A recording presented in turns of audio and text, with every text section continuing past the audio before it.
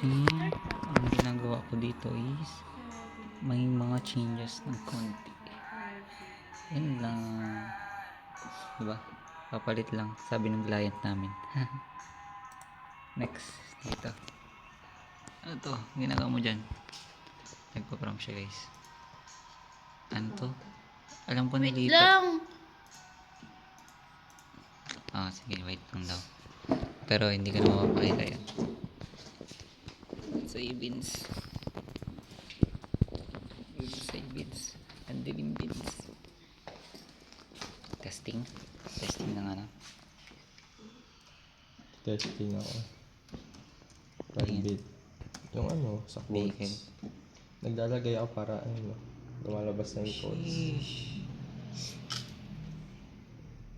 Okay. Nice. Sa'yo. Naka ano ka ngayon, diba? SMM. Naka SMM ka.